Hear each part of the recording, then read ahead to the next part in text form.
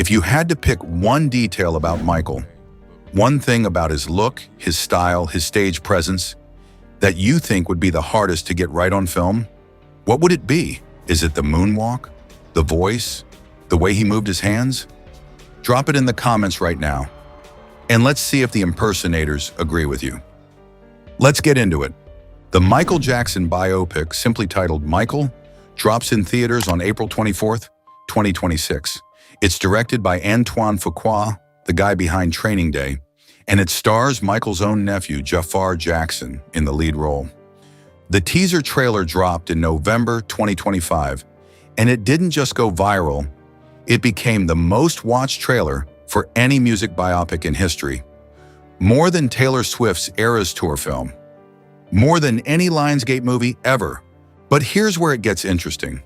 While most of the world was losing their minds over how much Jaafar looks like his uncle, the professional impersonator community, the people whose literal job is to be Michael Jackson every single day, they were watching with a very different eye. Fabio Jackson and Michael Trapson hopped on a joint TikTok livestream, and what followed was a masterclass in MJ nitpicking. Fabio set the tone right away. He said he knew he was going to nitpick because when it comes to recreating Michael's look, you have to get it right down to the material, the sizing, how baggy it is, how many crystals are on it. Everything. And then he dropped it. When I saw the trailer, I saw that some of the things could have been done better. Man, how could it be that they messed up on a couple of things that shouldn't have been messed up? So, here are the 5 things they flagged. Number 1, the pants were too tight. This might sound minor to a casual viewer, but to anyone who studied Michael's silhouette on stage, it's immediately noticeable. Fabio pointed out that in certain scenes from the trailer, the pants looked too tight, almost like there was a second pair of pants layered underneath. And here's why this matters. Michael's entire aesthetic was built around movement. The way fabric flowed when he spun, the way his pant legs whipped when he kicked, that wasn't accidental.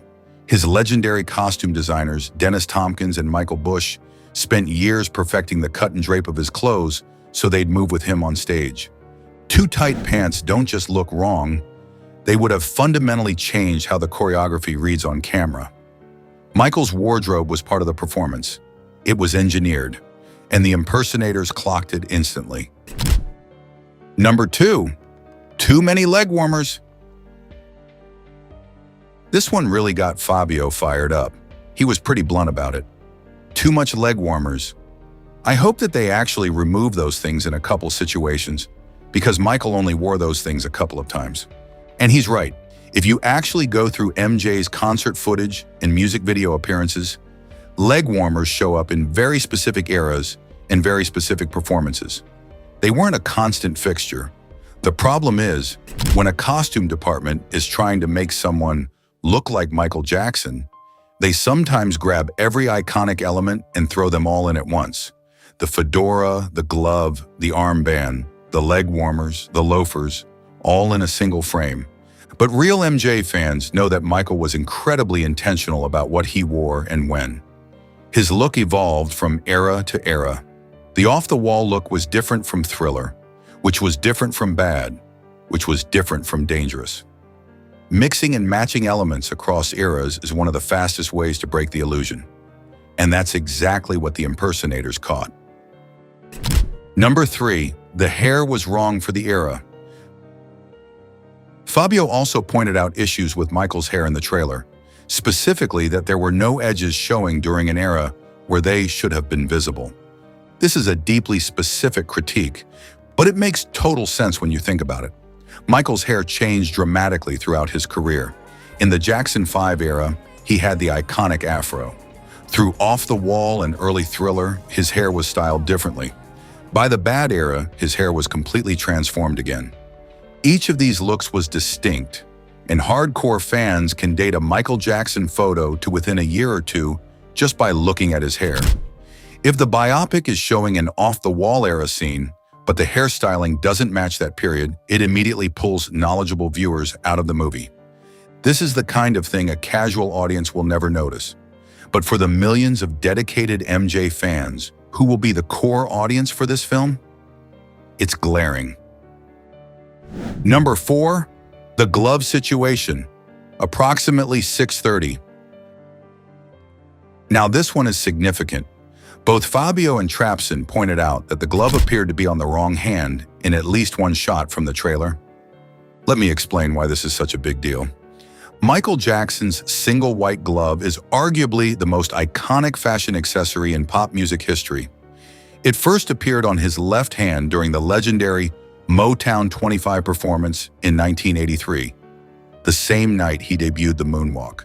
That crystal-studded glove on his left hand became the defining image of the Thriller era. Now, throughout his career, Michael did wear gloves on both hands at different times, but never both at once. And each era had its own glove configuration. The Motown 25 glove was left hand. Later performances featured right-hand gloves. One of Michael's original costume designers, Bill Whitten, created the first gloves, and later Dennis Tompkins and Michael Bush took over. Every single one was covered in hand-sewn Swarovski crystals. The point is, which hand the glove is on tells you which era you're in. Getting this wrong in a biopic is like putting a Beatles wig on Elvis. To a casual viewer, it's a sparkly glove. To the MJ community, it's a timeline error.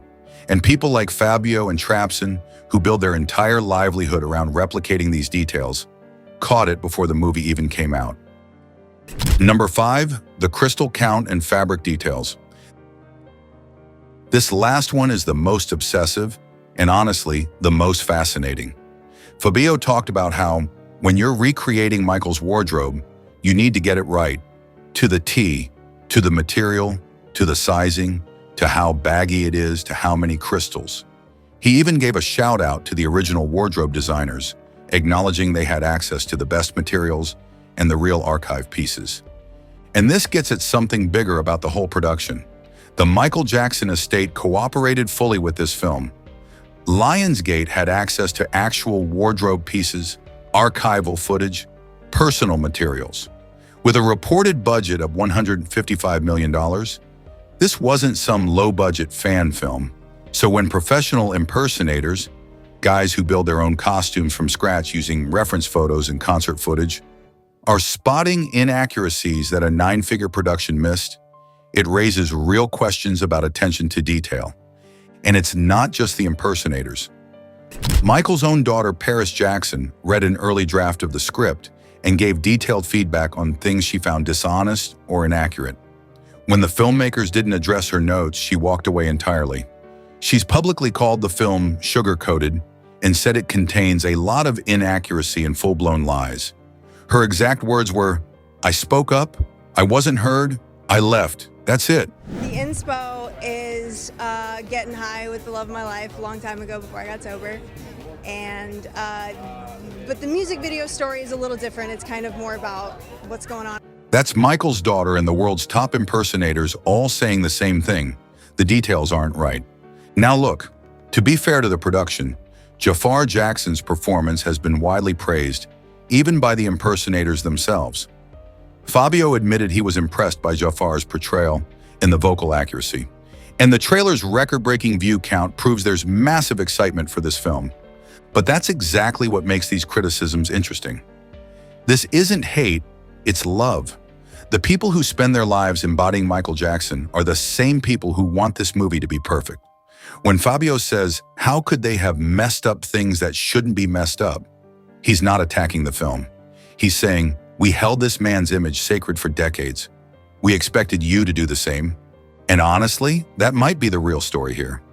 Not whether the movie is good or bad, but the fact that Michael Jackson's legacy is guarded so fiercely by impersonators, by his daughter, by millions of fans, that even a $155 million Hollywood production can't escape scrutiny on the width of a pant leg or the hand a glove sits on. That's how much Michael Jackson still matters. Let me know in the comments, are you going to see the biopic? And which detail are you going to be watching most closely? If you're not subscribed to Dear Michael yet, hit that button. We're going to be covering everything about this film leading up to and after release. You don't want to miss it.